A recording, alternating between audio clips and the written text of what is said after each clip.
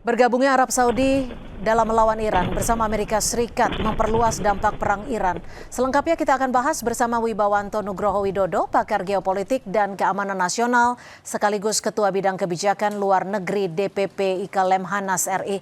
Mas Wibah, selamat sore. Kalau kita sudah simak tadi bagaimana Arab Saudi ikut bergabung dan menyerang milisi di Irak yang pro-Iran, pertanyaannya adalah, mengapa Arab Saudi langsung melakukan serangan ke Irak, bukan menyerang langsung Iran?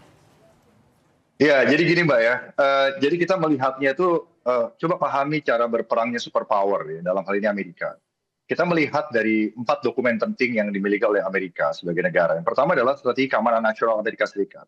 Yang kedua adalah bicara mengenai national defense strateginya Amerika Serikat. Yang ketiga national military strategi dan national intelligence strategi. Jadi di situ dijelaskan bagaimana kenapa Amerika itu berperang untuk mempertahankan stabilitas global. Order yang tercipta selama ini, yang harus dikoreksi dengan cara-cara yang gradual, gitu maksudnya. Dari perspektif Amerika ya. Dan bagaimana Amerika itu merajut instrumen of national power militer sebagai kekuatan utama pertahanan nasional dengan instrumen kekuatan nasional lainnya, baik itu informasi, intelijen, ekonomi, intelijen, finansial, dan juga melibatkan yang namanya koalisi, itu poinnya tuh. Jadi di sini pengerahan angkatan darat, angkatan laut, marines, kekuatan darat, laut, udara, cyber, dan juga space, itu harus dikawinkan dengan aliansi gitu. Nah, ini yang disebut dengan yang namanya perang koalisi. Nah, yang sekarang terjadi di Timur Tengah ini beralih dari yang namanya perang konvensional, negara lawan negara, state to state atau invasi satu negara di Iran, menjadi yang namanya network centric regional konflik. Jadi konflik regional yang menggunakan fokus jaringan-jaringan.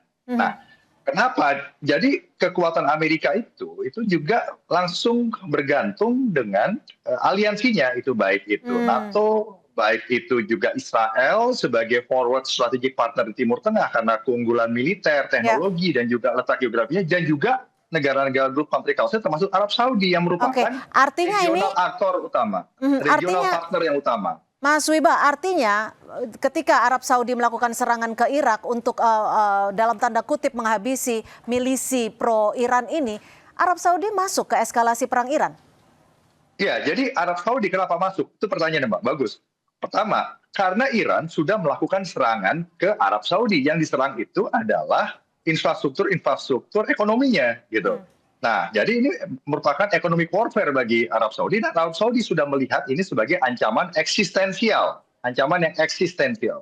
Nah, sehingga dengan political cover yang diberikan oleh Washington kepada Saudi Arabia, akhirnya Saudi Arabia terlibat dalam konteks mempertahankan diri, bukan untuk menyerang Iran. Karena target dari Amerika, target dari Israel, dan juga target dari negara-negara Gulf Country Council, termasuk Arab Saudi, saat ini adalah bukan menduduki Iran, termasuk juga bukan untuk secara langsung mengganti rezim yang ada di Iran gitu. Tetapi sekarang perangnya itu dilebarkan. Kenapa? Dari Iran sendiri ini lebih murah, Mbak. Ya, jadi kalau menggunakan proxy, Iran bisa mendinai keterlibatan secara langsung. Yang kedua, itu membuat lawan itu juga terdistract resource-nya. Jadi yang diserang itu bukan hanya Teheran, bukan hanya Iran gitu. Tetapi proxy ini sebagai power defense ikut melakukan serangan kepada Amerika dan aliansinya. Nah, sehingga Amerika dan juga Arab Saudi itu juga kalau dia menyasar Houthi, menyasar proxy Iran yang ada di kawasan Timur Tengah, itu sebenarnya bukan sasaran akhirnya, tetapi melumpuhkan kemampuan Iran untuk melakukan proyeksi pertahanan forward, gitu Mbak. Ya, artinya ketika ini tujuannya adalah untuk melumpuhkan pertahanan Iran dari milisi-milisi pro-Iran ini, apakah ini serangan akan terus berlanjut dan apakah tidak berhenti dari Saudi juga, melainkan ada negara-negara lain yang juga merupakan sekutu dari Amerika Serikat? Ya, betul. Jadi dari Amerika dan juga dari Gulf Country Council, ya termasuk juga Arab Saudi, khususnya Arab Saudi, itu tidak dalam kapasitas mau menyerang Iran physically, tetapi mempertahankan diri itu. Nah, dari perspektif Amerika, dalam pertemuan dengan Netanyahu di Washington DC, itu paling tidak ada 5 agenda. Agenda yang pertama itu bicara mengenai mau dikemanakan arah konflik ini. Mau diteruskan apa dibentikan. Nah, dari Amerika perspektifnya, satu, memang harus menunjukkan deterrence mereka sebagai superpower, ya. Yang kedua, mereka juga tidak mau sebenarnya larut ke dalam forever war. Sementara Israel itu mempunyai perspektif yang berbeda, Mbak. Israel itu menganggap Iran ancaman eksistensial yang harus dibereskan seawal mungkin. Yang kedua itu kita bicara mengenai kemampuan nuklir Iran. Kemampuan nuklir Iran itu mungkin sudah banyak yang secara fisik fasilitasnya dihancurkan. Tetapi nuklir ini kan bicara knowledge. Knowledge itu tidak bisa dihancurkan. Saintisnya masih ada, supply-nya masih ada, industrinya masih ada. Yang ketiga, Amerika itu ya tetap akan menggunakan tekanan untuk melakukan yang namanya negosiasi. Jadi courtship diplomasi. Setiap ada serangan militer, disitulah Amerika juga melakukan diplomasi. Jadi ini adalah strategic bargaining, berdiplomasi dengan menggunakan kekuatan militer. Tetapi ke semua pihak itu menahan diri untuk melakukan direct attack. Nah, jadi yang digunakan adalah proxy itu. Dan ini bicara juga mengenai perebutan struktur dan arsitektur regional security complex yang ada di Timur Tengah mau dibentuk pulang seperti apa gitu loh. Baik itu strukturnya, baik itu aturannya, baik itu institusinya, normanya, tata kelolanya, balance of power-nya, ini semua menjadi perebutan. Jadi mereka semua sebenarnya menahan diri, Mbak, dengan manage escalation.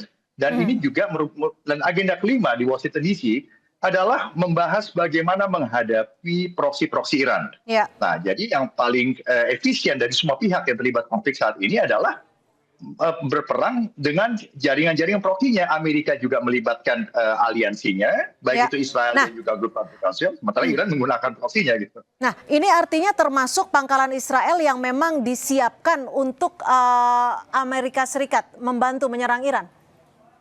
Ya, jadi kan Amerika itu kan mempunyai dua jenis partner di Timur Tengah, strategic partner. Yang pertama adalah regional partner yang utama, yaitu adalah negara Gulf Country Council yang menyediakan akses pelabuhan, akses udara, ya, akses ke darat, ya. Dan juga yang namanya forward strategic partner, itu Israel, yang unggul secara teknologi dan militer, unggul secara intelligence, ya, sehingga Amerika itu mempunyai basis intelligence yang cukup kuat. Mereka menerapkan cara-cara peperangan dengan metode C6ISR yang saya sering sampaikan.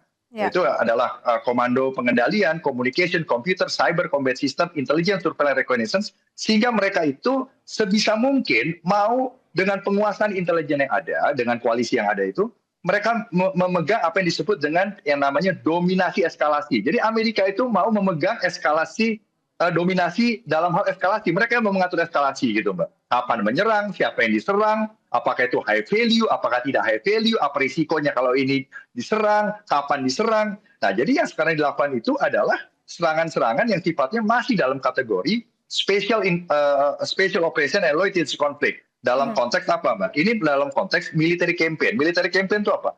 Operasi-operasi militer ya yang direncanakan ya yang dilakukan yang terkoordinasi yang digabungkan satu persatu menjadi gabungan yang disebut dengan military campaign yang dikoordinasikan oleh Central Command di bawah Laksamana Brad Cooper yang markasnya di Tampa, Florida. Nah, apa yang diintegrasikan? Yang diintegrasikan itu bukan hanya instrument of national power-nya Amerika, tetapi juga instrument of national power-nya Gulf Country Council, Irak, Qatar, Kuwait, Israel, semuanya disatukan di situ di bawah Central Command untuk menghadapi Iran, tetapi bukan untuk mengganti rezim sekarang atau bukan untuk menduduki, tetapi untuk mengubah perilaku strategis Iran. Supaya apa?